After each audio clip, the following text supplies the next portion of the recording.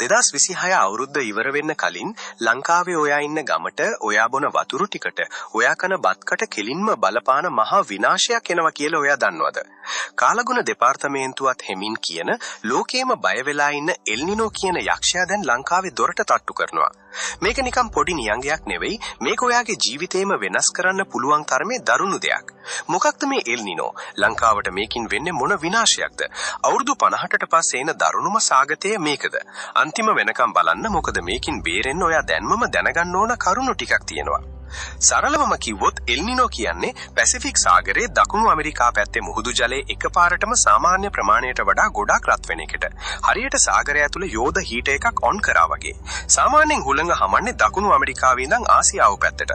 ඒ එල්නිනෝ ආවම ඒ සුළඟ පද්ධතිය සම්පූර්ණයෙන්ම කැඩිලා කාලගුණ රටාව උඩු යටිකුරු වෙනවා. ඒකේ ප්‍රතිඵලය දකුණු ඇමරිකාවට මහා ගම් වතුර, ඕස්ට්‍රේලියාවට, ඉන්දුනීසියාවට දරුණු නියඟ, ලෝකෙම ආහාර නිෂ්පාදනය කඩා වැටෙනවා.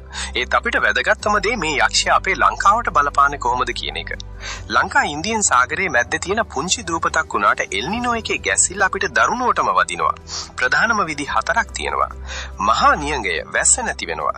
එල්නිනෝ ආවම ලංකාවට ඊසාන දිග මෝසමෙන් එන වැස්ස 30ට 40ට අතර ප්‍රමාණයකින් අඩු වෙනවා. ඒ කියන්නේ නොවැම්බර්, දෙසැම්බර්, ජනවාරි කියන මාසවලට වහින්න ඕන වැස්ස නැති වෙනවා. 2016 එල්නිනෝ එකේදී මතකද රටේ වැව් 75ක් විතර හිඳිලා ගියා. මේ පාර 2026 එක 2016ටත් වඩා දරුණු වෙයි කියලා නාසා එක තනතුරු අඟවලා තියෙනවා. විශේෂයෙන්ම උතුරු නැගෙහිර, උතුරු මැද, ඌව, දකුණේ හම්බන්තොට, මොනරාගල වගේ දිස්ත්‍රික්ක 10කට වඩා මේකෙන් කෙලින්ම මැරුම් කන්න වෙනවා. විදුලි ආර්බුදය, කරන්ට් කැපිල්ල එනවා. ලංකාවේ විදුලියෙන් 30ට 40ක් එන්නේ ජල විදුලියෙන්. වැව් හිඳුනම මොකද වෙන්නේ? විදුලි බල මණ්ඩලයට ආයෙත් පැය ගණන් කරන්ට් කපන්න වෙනවා. 2016 දී දවසට පැය 3-4 කරන්ට් කැපුවා. මේ පාර එල්නිනෝ එක 2027 මැද වෙනකන් තියෙයි කියන නිසා 2026 අග ඉඳන්ම දවසට පැය 5-6ක් කරන්ට් කැපිල්ලක් එන්න පුළුවන්. ෆෑන් එකක් නැතුව නිදා ගන්න, වතුර මෝටර එකක් ගහ ගන්න බැරි වෙන කාලයක් එයි. ආහාර ආර්බුදය, හාල්, එළවලු, පොල් මිල අහසට. වැස්ස නැති වුණාම මහා කන්නේ වී ගොවිතැන සම්පූර්ණයෙන්ම විනාශ වෙනවා. පොළොන්නරුව, අනුරාධපුර, අම්පාර වගේ හාල් නැතිව මුළු රටම බඩගින්නේ. 2016 දී හාල් මෙට්‍රික් ටොන් ලක්ෂ 4කට වඩා නැති වුණා. මේ පාරේ ඒක දෙගුණ වෙන්න පුළුවන්. එතකොට මොකද වෙන්නේ? හාල් කිලෝ එක 400-500ට යනවා. පොල් ගෙඩිය 200 පනිනවා. ලූණු වල මිරිස් ගණන් හිතා ගන්නවත් බැරි වෙනවා. අඩු ආදායම් පවුල් වලට කන්න නැති වෙන දරුණු තත්වයක් එනවා. උෂ්ණත්වය ඉන්න බැරි තරමට රස්නය. වැස්ස නැතුව පෑවුවම ලංකාවේ සාමාන්‍ය උෂ්ණත්වයේ අංශක 2-3කින් විතර වැඩි වෙනවා. පණ යන රස්නය කියලා ඔයාලා කියන තත්වයක් එනවා. වැඩිහිටි අයට, පොඩි ළමයින්ට මේක මාරකයි. විජලනීය හීට් ස්ට්‍රෝක් හැදිලා මිනිස්සු මැරෙන ගාන වැඩි වෙනවා.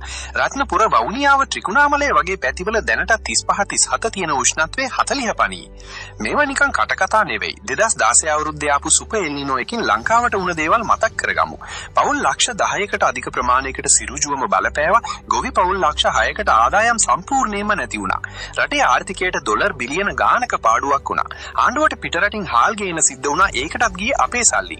විද්‍යාඥයෝ කියන්නේ 2026 එල්නිනෝ එක 2016ට වඩා 20ක් විතර දරුණු වෙන්න ඉඩ තියෙනවා කියලා. ඒ කියන්නේ අපි තාම ලෑස්ති නැත්නම් අපිට මීට වඩා දරුණු කාලයක් එනවා.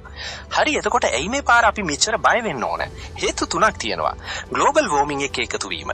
පොළොව දැනටමත් වෙනදට වඩා රත් වෙලා ඒක උඩට මේ එල්නිනෝ එක ආවම ඩබල් එක වදිනවා. නියඟය දරුණුයි, රස්නය දරුණුයි.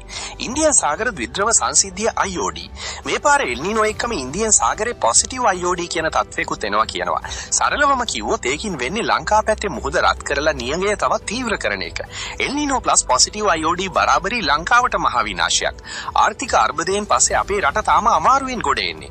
මේ වගේ දරුණු නියඟයක් ආවොත් ආණ්ඩුවට පිටරටින් කෑම ගේන ජනතාවට සහන දෙන්න සල්ලි නැහැ. ඒ කියන්නේ 2016ට වඩා මේ පාර අපිට ඔරොත්තු දෙන එක අමාරුයි. හරි, ඉතින් අපි ඔහේ බලාගෙන ඉන්නද? නෑ, පුරවැසියෝ විදිහට අපිට පොඩි දේවල් කරන්න පුළුවන්. වතුර ඉතුරු කරන්න දැන් ඉඳන්ම පුරුදු වෙන. නානකොට, මූණ හොදනකොට නිකරුණේ වතුර යවන්න එපා. වැස්ස වතුර එකතු කරගන්න ක්‍රමයක් හදාගන්න. කෑම නාස්ති කරන්න එපා. හාල් ඇටයක්වත් විසි කරන්න එපා. පුළුවන් තරම් ගෙවත්තේ මිරිස් පැලයක්, බණ්ඩක්ක පැලයක් හරි හිටවන්න. විදුලිය ඉතුරු කරන්න අනවශ්‍ය වෙලාවට ලයිට්, ෆෑන් දාලා තියන්න එපා. දවල්ට පුළුවන් තරම් ඉර එළිය පාවිච්චි කරන්න. ආණ්ඩුවෙන් ලොකු දේවල් කරන්න ඕනේ. අපි පුංචි මිනිස්සු විදිහට මේ ටික හරි කළොත් එන විනාශයේ තරම පොඩ්ඩක් හරි අඩු කරගන්න පුළුවන්. ඉතින් යාළුවනේ, එල්නිනෝ කියන්නේ විහිළුවක් නෙවෙයි. මේක 2026-2027 අවුරුද්දේ ලංකාවේ හැමෝටම බලපාන, විශේෂයෙන්ම ගොවියන්ට අඩු ආදායම් පවුල් වලට මරු කැඳවන, සද්ද නැතුව එන යක්ෂයෙක්.